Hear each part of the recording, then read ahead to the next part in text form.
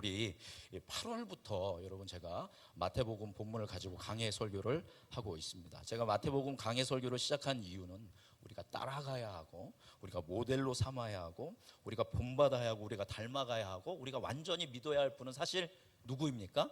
예수 그리스도이시라는 겁니다. 여러분 일평생 교회 다니면서 예수님에 대해서 얼마나 많이 읽고 듣고 공부해 오셨습니까?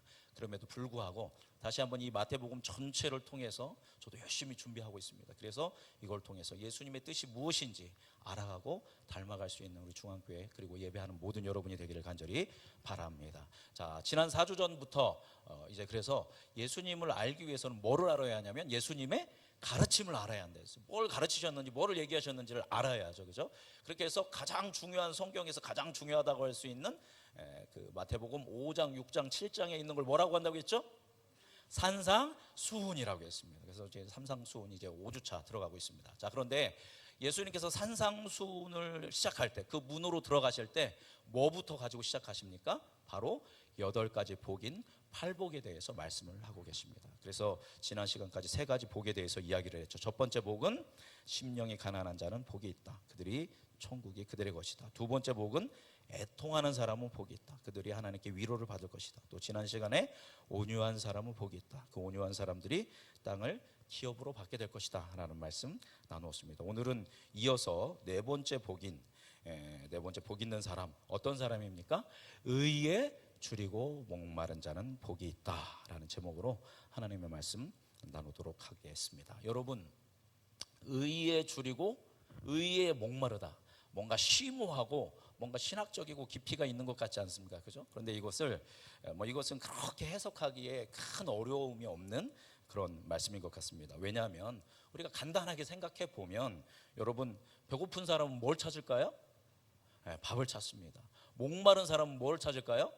물을 찾는다라는 것입니다. 그것은 당연한 이치고 당연한 우리가 알고 있는 진리입니다. 그래서 굶어보지 않은 사람은, 목말라보지 않은 사람은 그 목마름과 갈증이 얼마나 큰지 알 수 없고, 그걸 아는 사람은 더 그것을 갈망하게 된다라는 것입니다. 제가 말씀 준비하면서 제 인생에서 가장 배고프고 가장 춥고 가장 목마른 때가 언제였을까 생각해 봤습니다. 여러분, 언제였을까요? 신학생 때에도 좀 어렵고 했지만 제가 가장 목마르고 가장 배고팠던 시절은 군 시절인 것 같습니다. 그때 초코파이 하나가 얼마나 행복했던지 그렇게 배고프고 이제 굶주렸던, 목말랐던 시간입니다. 군대에는 행군이라는 게 있어요. 이제 약 25kg, 20kg가 넘는 총과 군장, 잠잘 거 모든 것을 다 등짐에 메고 몇 킬로를 걷냐면 40km를 걷는 겁니다. 거의 10시간 엄청 많은 시간을 걷습니다. 근데 걷는데 평지를 걷는 게 아니라 어디를 걷냐면 산길을 걷는 거예요. 그죠? 그런데 제가 처음에 군대를 갔는데 2등병일 때예요. 2등병으로 군대를 배치받고 2주차가 됐는데 유격훈련이라는 훈련을 한 거예요. 그래서 이제 완전 군장을 하고 제대로 행군을 하는 겁니다. 근데 제가 그때 맡았던 게 뭐냐면 M60을 맡았습니다. M60이라는 건 뭐냐면 그냥 일반 소총이 아니라 람보, 혹시 아십니까? 영화? 람보가 보면 이렇게 총알이 길게 돼서 기관총입니다. 그러면 그거를 이제 저희 이제 분대가 돌아가면서 그 무거운 걸 메야 돼요. 이제 그러면 25kg에 또 그것까지 메야 하는데, 원래 2등병한테는 안 시키는데 저한테도 그걸 메게 하는 겁니다. 보시다시피 제가 좀 왜소하지 않습니까? 왜소하지만 네. 예. 감사합니다. M60 사주셨나 봐요. 10kg가 넘는다고. 그러니까 25kg에 10kg를 넘는 걸 이제 메고 가는 겁니다. 원래 2등병은 안 시키는데 자꾸 저를 시키는 거예요. 제가 키는 작지만 몸은 단단하거든요. 근육질이거든요. 빠르고 스피드도 빠르고 달리기도 잘 안 지고. 그렇지만 조그만치 않습니까? 조그만 제가 그거를 지고, 근데 또 올라가는데 상등성에서 저한테 그걸 주는 거예요. 그래서 제가 원래 2등병은 안 시킨다고 했는데 2주밖에 안 됐는데 막 그걸 했습니다. 근데 행군을 할 때 요만한 수통 하나를 줘요. 그러니까 10시간 넘는 시간 동안 이 수통 하나를 가지고 물을 마셔야 하는 거예요. 근데 제 고참이 자기 물이 있는데 자꾸 누구 물을 뺏어 먹냐면 제 물을 자꾸 뺏어 먹는 거예요. 그러니까 2등병이니까 고참이 물을 달라고 하니까 안 됩니다 하면 또 맞죠. 그러니까 이거 주니까 또 마시고, 저는 안 마셨는데 아껴서 어떻게든 이걸 8시간 막 이렇게 버텨야 하니까 하는데 계속 제 거를 뺏어 먹는 겁니까? 벌써 생각이 제가 목이 마르네요. 계속 그게 얄미워서 안 되겠다. 내가 빨리 마셔버려야겠다. 이러다가 내가 마실 물이 없다. 그래서 제가 그 사람이 달라고 하기 전에 그 물을 펄컥펄컥 마셨습니다. 근데 군대 갔다 오신 분은 알겠지만 그 행군을 할 때 물을 그렇게 마시면 안 됩니다. 입만 적셔야 하거든요. 그 물을 먹으면 벌컥벌컥 마시면 탈수증이 와요. 그래서 나중에 걷지를 못합니다. 그걸 이제 퍼졌다라고 이야기합니다. 그래서 행군을 끝까지 못하는 일이 벌어집니다. 그래서 그 고참한테 그걸 뺏기기 싫어가지고 그걸 벌컥벌컥 마시니까 탈수증이 오고, 그러면 엄청난 갈증이 이제 저를 덮습니다. 그러면 몸은 뜨겁고 갈증은 심각하고 이제 물은 떨어졌고, 그러면 그 길을 가면서 고통스러워요. 논이 나오면 뭐 하고 싶으면 막 논으로 달려가서 막 점프해가지고 논에 빠지고 싶어요. 그 논의 물을 마시고 싶은 겁니다. 그 본능과 그러면 안 된다, 훈련인데 이성과 이게 막 싸우는 겁니다. 또 그렇게 하고 또 낙오되면 또 고참들한테 굉장히 또 혼나기 때문에 그 마음을 가지고 했던 그 시간이 기억납니다. 그래서 도착해서 물을 마셨을 때 그 목마름이 해결되는 그 기쁨은 정말 지금도 잊을 수 없습니다. 그랬을 때 그 제 목마름이 기억나고, 또 제가 배고팠던 것을 뭐 한 가지 이제 재미있게 이야기한다면 굉장히 슬픈 배고팠던 기억이 있고 굉장히 재미있었던 배고픈 기억이 있습니다. 뭘로 해드릴까요? 재밌던 걸로 해드릴게요. 얼마 전에 제가 뭐를 했냐면 그 건강검진을 받았습니다. 건강검진을 받았는데 제가 속이 자꾸 안 좋아서 대장 내시경도 받기로 한 거예요. 그래서 대장 내시경을 하기 위해서 제가 이제 그 약을 먹으면 자꾸 토해가지고 이제 알약을 먹으면서 이제 준비를 했거든요. 그랬더니 3일 전부터 흰죽을 먹으라는 거예요. 흰죽을 먹고 전날은 이제 하루 금식을 한 거죠. 그러니까 3일 동안 제대로 못 먹은 겁니다. 그러면서 아내한테 얘기했어요. 야, 흰죽만 먹고 그리고 그날은 완전 단식했는데도 금식했는데도 먹을 게 땡기지 않는다라고. 나는 원래 먹을 거 엄청 좋아하는데 죄송합니다, 외람되지만 이제 나이 먹으니까 그게 먹을 게 그렇게 땡기지 않는다고, 이거 놀랍다고 그렇게 3일을 보냈어요. 그리고 이제 그 다음 날 가가지고 이제 오전에 이제 검진을 받았습니다. 그런데 이제 대장 내시경을 했더니 용종 3개가 있고 하나가 큰 용종이 있는 거예요. 그래서 그걸 떼냈습니다. 다행히 아무것도 아닌 걸로 이제 나왔는데, 그걸 떼내면서 이제 청천벽력과 같은 이야기를 들었습니다. 오늘 저녁까지 뭐 하셔야 합니다? 금식해야 합니다. 이야기를 하는 거예요. 딱 그 순간에 갑자기 저 안에서 뭐가 올라오냐면 식욕이 막 올라오는 거예요. 막 먹고 싶은 생각에 이제 여태까지 굶은 게 막 억울하고 이제 이거 끝나면 죽 먹고 이제 먹을 생각으로 제가 가득 차 있었는데 오늘 저녁까지 금식해야 한다고 아침에 이야기를 들으니까 제가 너무 속이 상하는 거예요. 그래서 이제 집에 돌아와서 밤 12시가 됐을 때 아내한테 가서 여보 12시인데 먹으면 안 될까 그랬다가 아내에게 굉장히 또 꾸지람을 받고, 그리고 그 다음날 이제 새벽 예배를 드리기 전에 아침밥이 아닌 새벽밥을 먹고 제가 힘을 내서 새벽 예배를 드렸던 기억이 있습니다. 그리고 그 이후에는 제가 절대로 여보 내가 먹을 게 땡기지 않아 이 이야기를 하지 않고 뭐를 줘도 맛있는 거예요. 그래서 제가 지금 집사람이 뭐만 주면 허겁지 이거 먹은 지 한 2주가 된 것 같습니다. 그래서 제가 참 감사하다 이런 생각을 했습니다.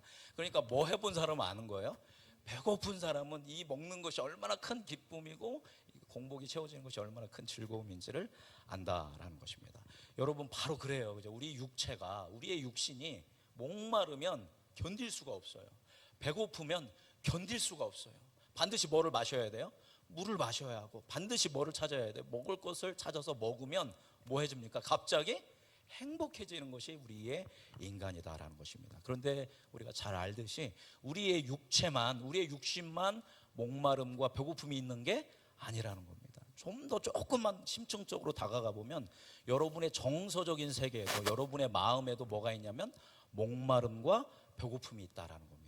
모든 사람은 목마름과 배고픔이 있지만 특별히 어떤 사람들이 더 목마름과 배고픔이 있냐면 엮이는적인 가정이라고 하죠. 좀 아버지라든가 어머니가 건강하지 못한 아버지 어머니 밑에서 자란 사람들은 약간 애정 결핍이 있게 됩니다. 그래서 그 애정의 결핍을 채우고 싶은 마음, 그리고 성인아이의 기질들이 있어서 뭐에 자꾸 이제 연연하게 되냐면 사람에게 연연하게 되고 누군가에게 사랑에 연연하게 되고, 그러면서 그 안에서 우리 안에 여러 가지 집착들이 생기기 시작한다라는 것입니다. 그것이 뭐냐면 바로 사랑에 대한 그리고 안정감에 대한 목마름과 결핍이 우리 인간들에게 있다라는 것이죠. 제가 이제 몇 년 전에 4, 5년 전에 한국예수전도단이라는 그 제주 열방대학에서 이제 훈련 받았고 거기서 간사로 위탁했는데 주로 젊은 청년들이 옵니다. 젊은 청년들이 오면 그들에게 가장 먼저 다루기 시작하는 게 뭐냐면 그들의 있는 내면의 그 정서적인 결핍, 정서적인 목마름과 정서적인 배고픔과 아픔을 다루기 시작해요. 근데 그게 간사라든가 거기 사람들이 스태프들이 해줄 수 있는 게 아니죠, 그죠? 그것을 어떻게 다루냐면 바로 너의 아버지는 누구다. 육신의 아버지, 육신의 어머니가 너의 참된 부모가 아니라 참된 부모는 누구다? 하나님이다. 그 아픔을 결국 만져줄 수 있는 건 누구밖에 없다? 하나님밖에 없다. 그래서 말씀을 가르치고 하나님이 얼마나 사랑이 많으신 분인지, 얼마나 훌륭하신 분인지, 얼마나 아름다운 분이신지를 3주 4주 동안 계속 가르칩니다. 그러면 이제 친구들이 나와서 청년들이 자기가 당했던 아픔들을 얘기하는데 들어보면 정말 많은 청소년들, 청년들이 부모님에게 학대를 당하고 자랐구나, 나는 정말 행복하게 자랐구나, 그런 것을 배우게 됩니다. 자, 그런데 한 가지 어떤 뭐가 있냐면 그 친구들이 그 과정도 있고 다른 뭐 이제 상담 과정도 있는데 그 과정을 거치면 이제 막 울고 불고 하나님 앞에 기도하고 회개하고 또 예수 그리스도의 사랑을 느낍니다. 자, 그러면 자기는 다 이제 뭐 받았다고 생각하냐면 이 정서적인 목마름과 아픔이 다 해결받았다고 생각을 해요. 근데 그게 그렇게 쉽게 되는 게 아니라는 거예요. 여러분, 우리가 육체적으로 목마르고 배고프면 먹고 마시면 싹 사라지지 않습니까? 그러나 정서적인 목마름과 정서적인 그 갈증과 정서적인 배고픔과 정서적인 결핍은 단순간에 쌓인 게 아니라 평생 동안 조금씩 쌓여온 겁니다. 그래서 이 우리의 정서적인, 우리의 그 정신적인 이 결핍감을 해결하기 위해서는 긴 시간이 필요한 거예요.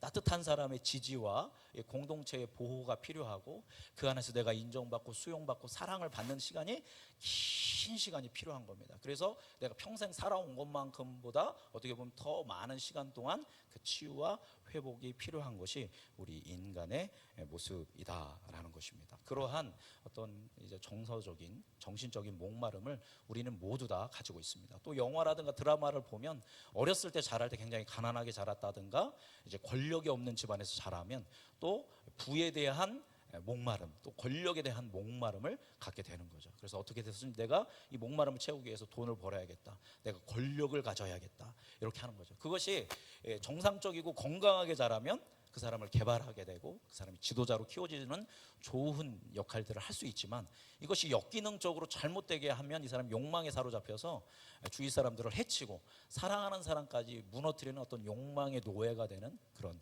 일들도 일어나는 것을 볼 수 있습니다. 자, 그리고 중요한 것은 이러한 정서적인 결핍, 갖고 싶었는데 갖지 못하고, 되고 싶은데 되지 못하고, 하고 싶었는데 못했고, 받고 싶었는데 받지 못했던 이런 정서적인 결핍, 우리의 어떤 육체적인 어떤 그 탐욕에 대한 결핍은 채워질까요? 채워지지 않을까요? 채워지지 않는다라는 겁니다. 더를 요구합니다. 이미 많이 말씀드렸듯이 많은 이 젊은 세대들이, 지금의 젊은 세대들이 그냥 쾌락을 추구하는 그런 세대들이 됐습니다.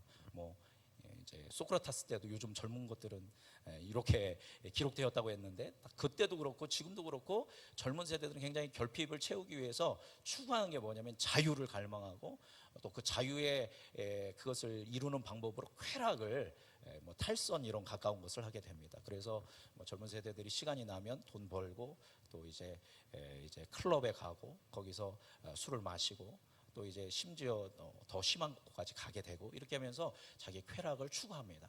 그게 자기가 생각하기엔 나는 뭐하라고 생각하냐면 자유롭다고 생각하는 거예요. 내가 행복한 거예요. 누구도 나를 규제하지 못해요. 내가 하고 싶은 대로 다 하고 내가 기쁨, 쾌락을 누리고 싶은 거 다 누리고 그러니까 나는 행복해 라고 생각하지만 사실 그 사람은 지금 뭐 하고 있냐면 쾌락에 기만을 당하고 있다는 겁니다.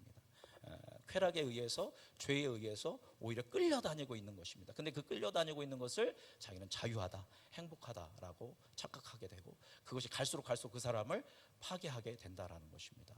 그렇기 때문에 우리가 그 정서적인 결핍, 또 우리의 어떤 욕망에 대한 결핍들은 절대로 어떤 사람을 통해서 내가 더 갖는 것을, 내가 되는 것을 하는 것을 통해서 채워지지 않는다는 것을 우리는 분명히 기억해야 한다라는 것입니다.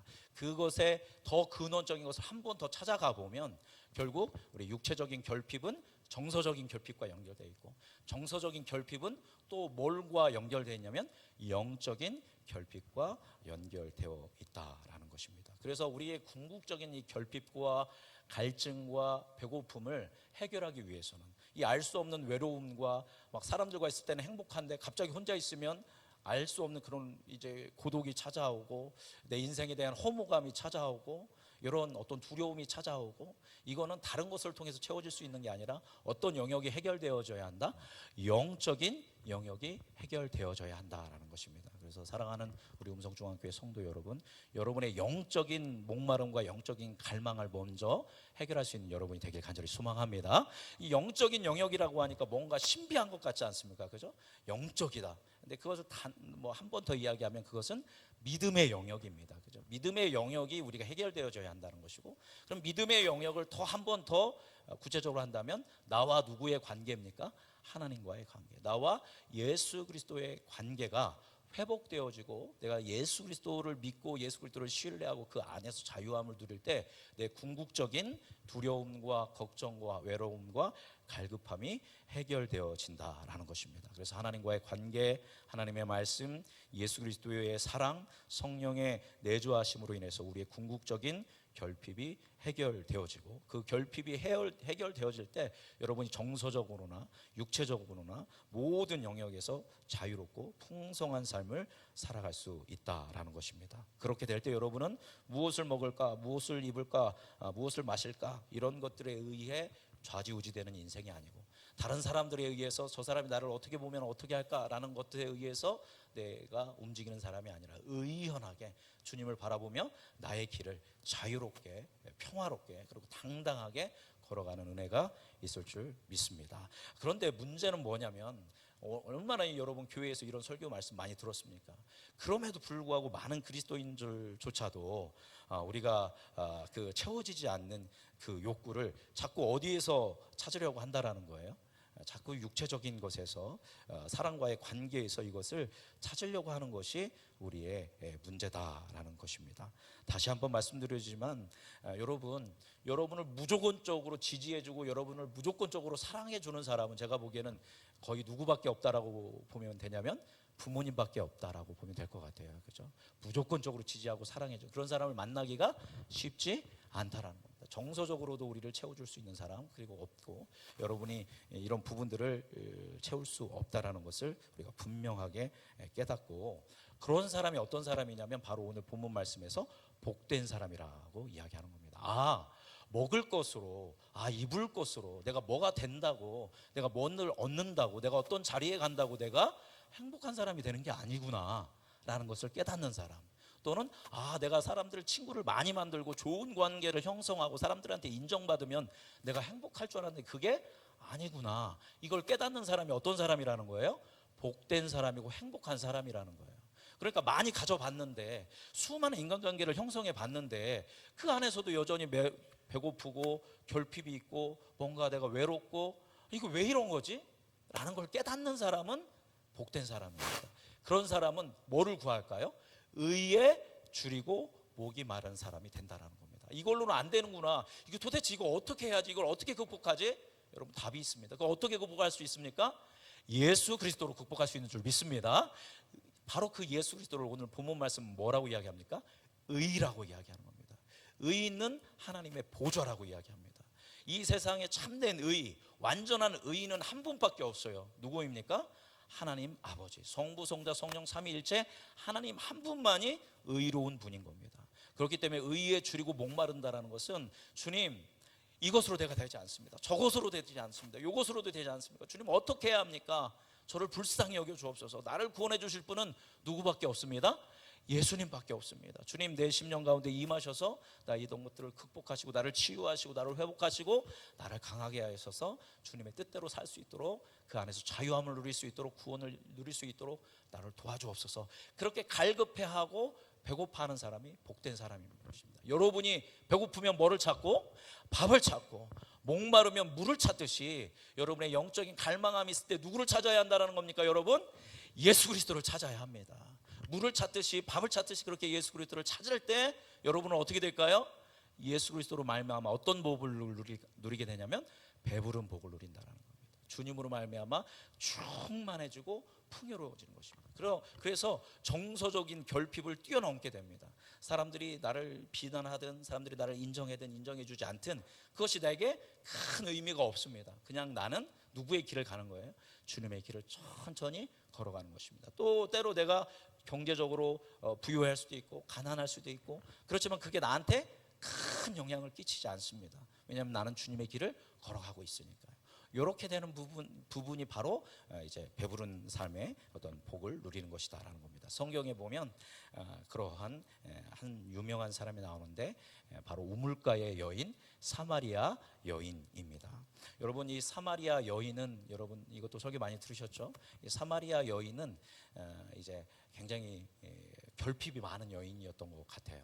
결혼을 몇 번이나 했냐면 5번이나 했습니다. 그죠? 그러니까 이 여인은 무엇을 딱 봐도 무엇을 찾아서 행복을 찾는 사람이에요? 뭔가 인간관계를 통해서, 남편을 통해서 행복을 추구하고 이제 인간관계를 통해서 이 결핍을 해결하려고 애썼던 여인이죠. 당연히 지금도 5번 결혼하면 사람들이 이제 그것을 꼽게 볼 텐데, 이 예수님의 시대에 5번이나 결혼했다라는 것은 있을 수 없는 일인 겁니다. 그러니까 사람들이 다 손가락질했기 때문에 이 여인은 수치스러웠을 거예요. 당연히 뭐가 깨어졌을까요? 사람들과의 인간관계가 다 깨어졌을 겁니다. 누가 그 5번이나 결혼한 그 여인과 친하게 지내고 싶겠습니까? 아마 다 불편하게 여겼을 것입니다. 그래서 이 여인은 여인들이 물길로 오는 시간에 못 오고 몇 시에 왔습니까? 정오에, 해가 중천했던 가장 뜨거운 시간에, 아무도 우물이 없을 그 시간에 이 여인이 온 겁니다. 그러니까 얼마나 외로웠겠어요. 그러나 그것을 남편을 통해서 어떻게든 극복하려고 하는 그 여인. 그래서 그때 왔을 때 아마 가장 그 햇빛이 내리쬐는 시간이기 때문에 그 여인은 어땠을까? 육체적으로 굉장히 목이 말랐을 겁니다. 그래서 먼저 아마 이제 물을 떠서 물을 마셨겠죠. 근데 거기를 가봤더니 거기 누가 계셨어요? 예수님이 계셨던 겁니다. 그러면 예수님도 목마르니까 나한테 물 좀 다오 그랬더니 이 여인이 왜 나한테, 유대인이면서 나한테 말을 이제 거느냐. 그러니까 내가 뭐 너에게 물 이러면서 생수에 대한 이야기가 오고 갑니다. 그랬더니 내가 주는 물은 영원히 목마르지 않다. 그랬더니 그 물을 좀 나한테 주십시오. 그러니까 이 여인은 여전히 어느 영역에 목마른 가운데 있냐면 육체적인 영역에 목마른 가운데 있는 것입니다. 자, 그랬더니 이제 이 여인이 여인에게 네 남편을 또 데리고 와라라고 이야기했더니 남편이 없다라고 하니까 네 말이 맞다. 실제로 네가 남편이 5이나 있었지만 지금 같이 사는 사람도 남편이 아니다. 그랬더니 선생님, 제가 보기에 선생님은 누구입니다? 예언자입니다 라고 이야기하는 거예요. 그러니까 육체적인 영역에서 대화를 나누던 것이 어느 영역으로 지금 올라왔냐면 정서적인 영역으로 올라온 겁니다. 그러니까 이 여인의 아픔의 문제를 다루고 계신 거죠. 몇 번이나 결혼한 것을 5번이나 결혼하고 이 외로운 시간 가운데 이곳에 와 있는 여인의 정서적인 영역까지 예수님께서 그 목마름을 끌어올린 겁니다. 그러니까 당신 정말 대단하신 분이군요 하면서 이 여인이 이제 다시 질문을 합니다. 도대체 예배는 어디에서 드려야 합니까? 갑자기 이 질문이 생뚱맞은 대로 갔어요. 그죠? 물 얘기하다가 결혼 얘기하다가 갑자기 예배는 어디서 드려야 합니까? 이제 무슨 영역으로 올라온 거예요? 영적인 영역으로 올라오게 된 거죠. 그래서 예수님께서 야, 예배는 뭐 예루살렘 뭐 여기 이런데 뭐 세겜 이런 데가 중요한 것이 아니라 뭐로 드리는 게 중요하다? 영과 진리로 예배 드리는 게 중요하다. 이제 이야기해요. 그랬더니 이런 것에 대해서 이제 여인이 이야기하는 겁니다. 영적인 영역으로 올라가고 있는 거예요. 메시아가 오신다고 했는데, 메시아가 오신다면 이거 다 해결해 준다고 했는데 이렇게 이야기합니다. 그러니까 이 여인이 이제 뭐에 대해서 나의 구원자, 이 열방을 구원한 구원자에 대한 목마름이 생긴 거예요. 그 메시아는 도대체 언제 올까요? 그랬더니 예수님이 뭐라고 했을까요? 그게 나야 나 이렇게 얘기를 한 겁니다. 내가 바로 그 메시아다. 그래서 그 여인이 바로 이제 그 영적인 영역 가운데에서 이제 해가람을 받게 됩니다. 그 순간 뭐를 버려두고, 물동이를 버려두고 동네로 뛰어가서 내가 누구를 만났다?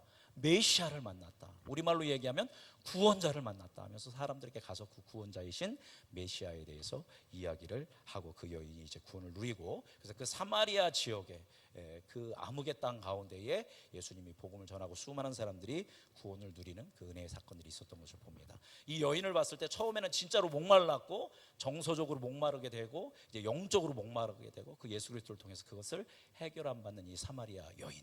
그래서 누구 앞에 나설 수가 없는 여인이에요. 늘 숨어서 다녔던 여인이 그런 거 상관하지 않는 거예요. 부정하면 좀 어때? 내가 이런 문제가 있으면 어때? 수치스러우면 어때? 내가 누구를 만났는데? 메시아를 만났는데, 구원자를 만났는데, 그래서 막 사람들에게 찾아가서 구원자에 대해서 강하게 자유롭게 이렇게 선포할 수 있었던 겁니다. 그 안에 예수 그리스도를 통한 영적인 해결함이 있었기 때문입니다. 근데 간단하게 한 사람만 더 얘기한다면 사울이라는 청년도 있었습니다. 이 사울이라는 청년은 원래 이스라엘에서 태어나지 않고 저 소아시아의 다소라는 지역에서 태어났어요. 그런데 베냐민 지파 사람입니다. 히브리인 중에 히브리인인데, 그래도 이 당시에 누가 인정을 받냐면, 적어도 그 종교 지도자가 되려면 어디에서 태어나야 할까요? 유대에서 태어나고, 유대에서 또 어디에서 태어나야 할까요? 예루살렘에서 태어나야 합니다. 우리도 사람 큰 사람은 어디로 보내야 됩니까? 서울로 보내는 것처럼 예루살렘에서 태어나서 어렸을 때부터 영성 훈련을 받아야 그 이스라엘에서 종교 지도자가 될 수 있는데, 이 사람은 예루살렘은커녕 이스라엘에서 태어난 것도 아니고 어디서 태어났어요? 다소에서 태어났어요.